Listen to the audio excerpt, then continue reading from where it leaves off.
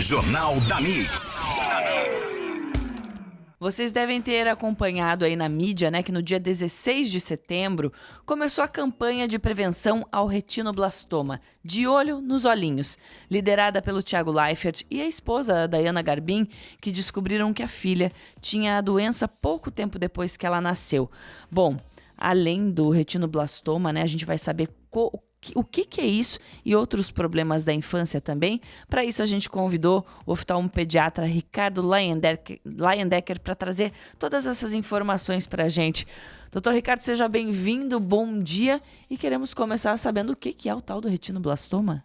Bom dia Gisele, bom dia Pancho, um prazer estar aqui hoje de manhã. Então, o retinoblastoma é um tumor que acomete o olho das crianças. Dos tumores oculares é o principal que acomete essa faixa etária, então nos bebês e crianças pequenas.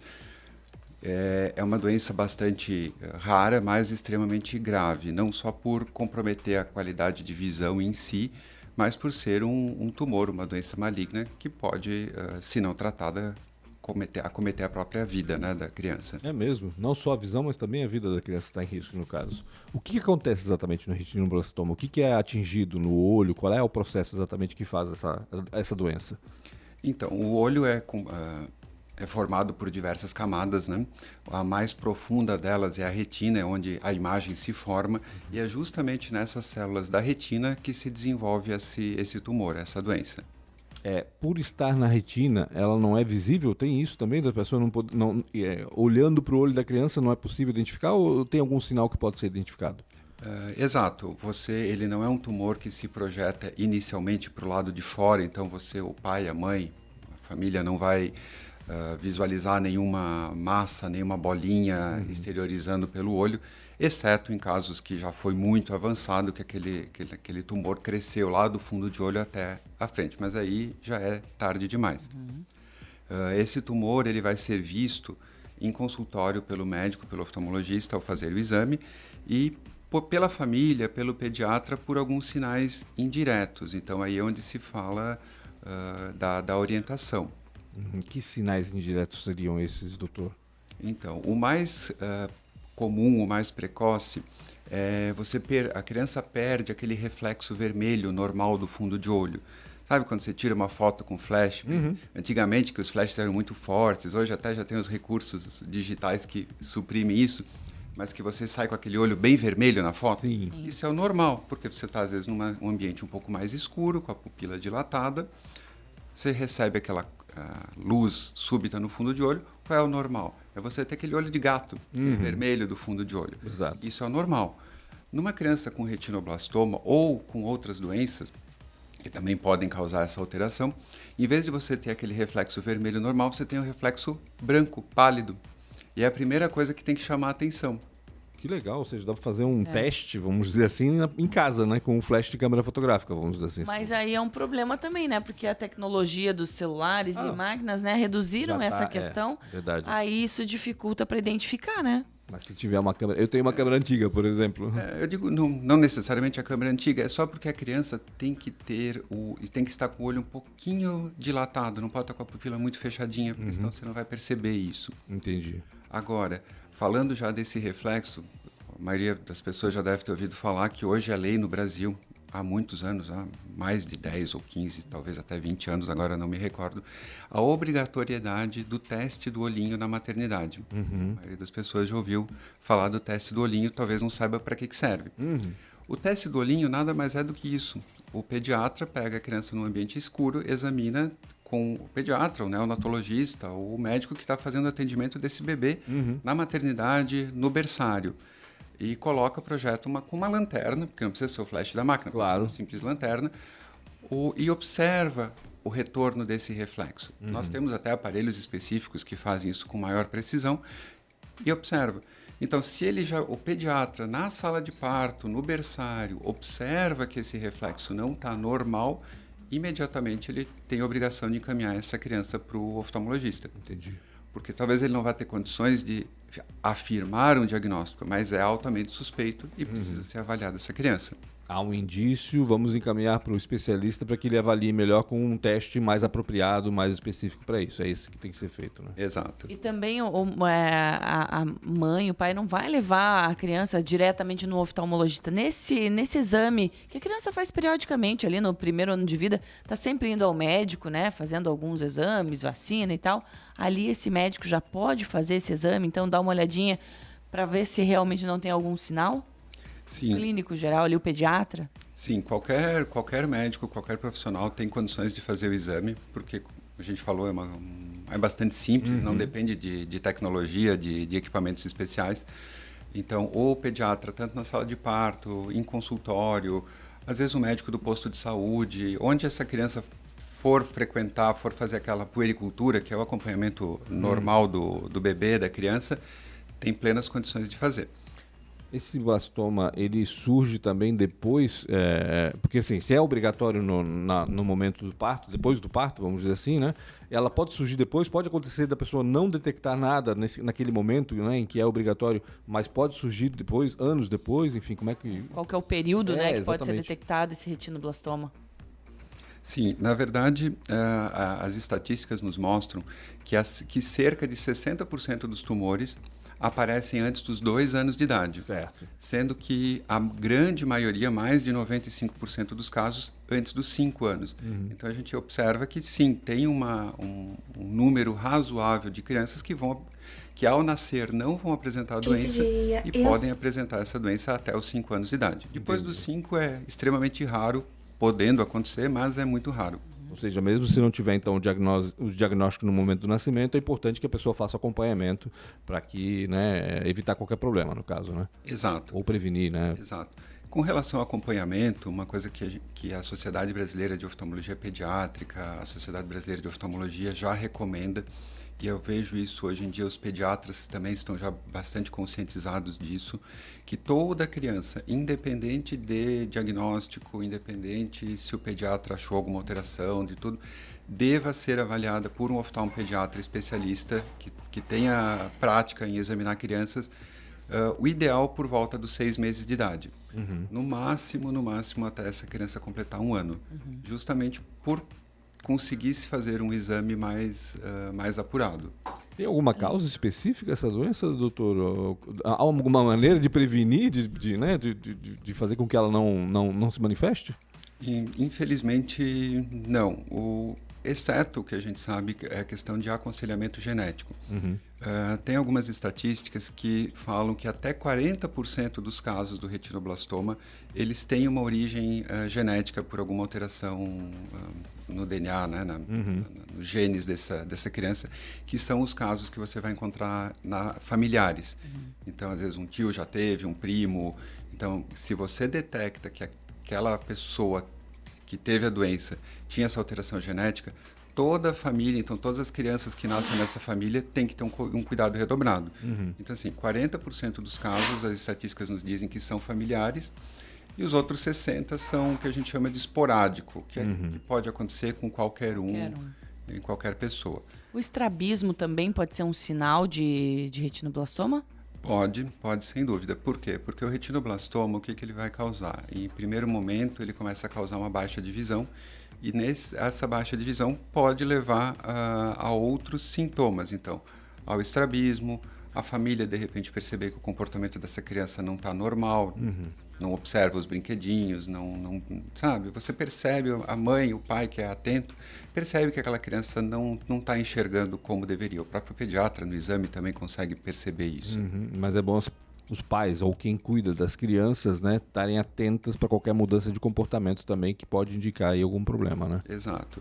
E voltando ainda falando do tumor, que ele pode ser bilateral, né? Desculpe, que ele pode ser genético, esses casos genéticos que são extremamente preocupantes, porque uma parcela razoável desses casos pode ser até bilateral.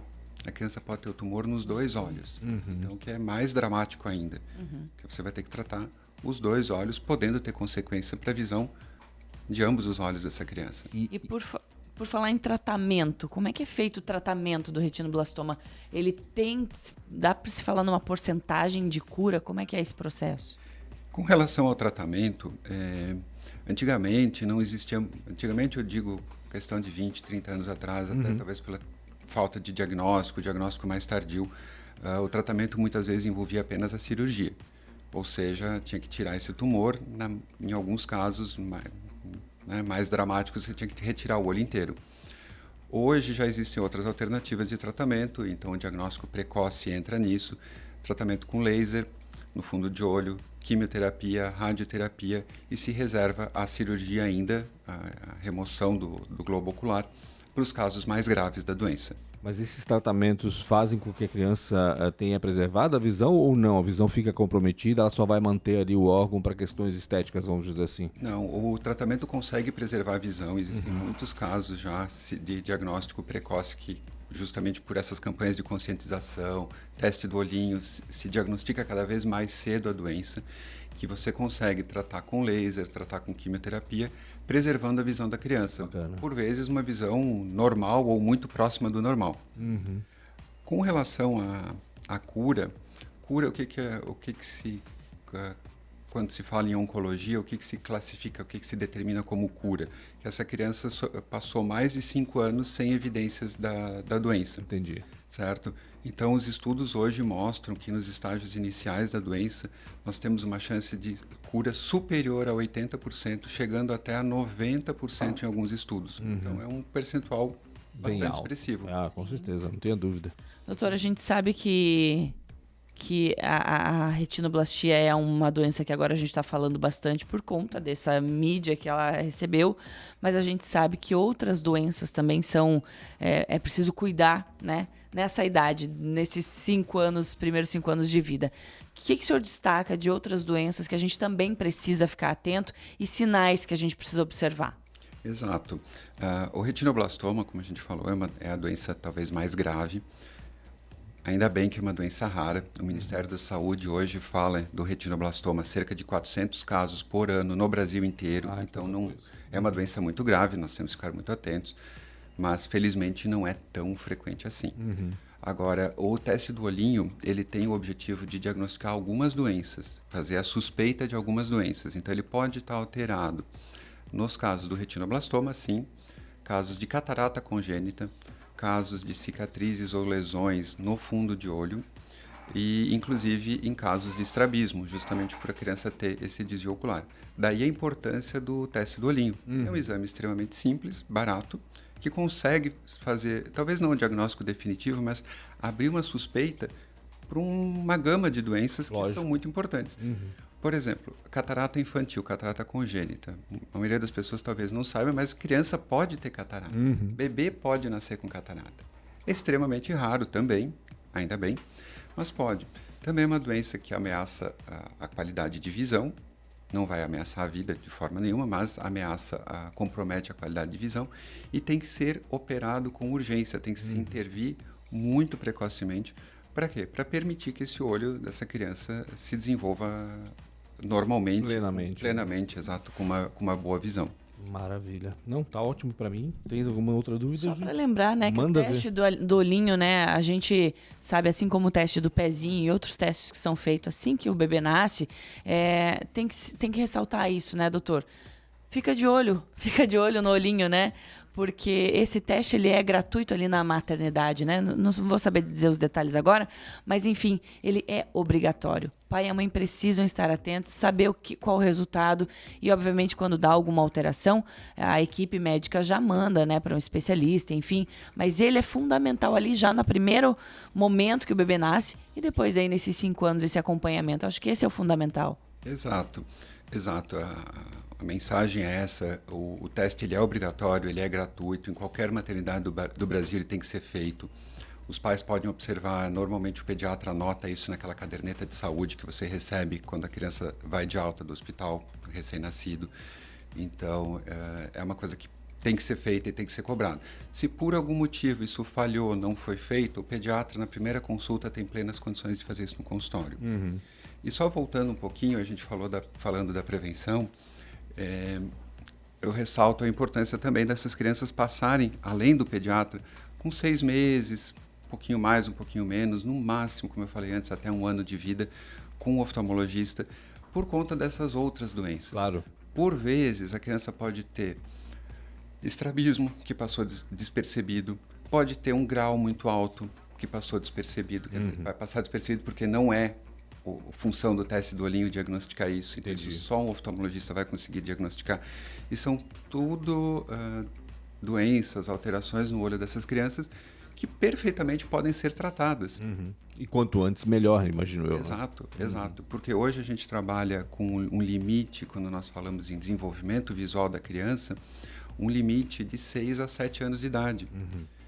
Então, antigamente se tinha o conceito, eu vou levar meu filho no oftalmo, quando ele entrar na escola, ele vai estar ali com 7, 8 anos.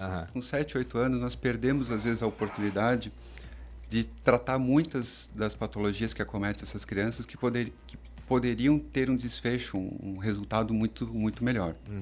E hoje, inclusive, a gente vê bebês mesmo de colo, usando óculos. Então, quer dizer, foram ao oftalmologista, observaram que esse bebê não estava enxergando direito, e aí puderam aí ter intervenção de um profissional para poder ajudar essa criança, né?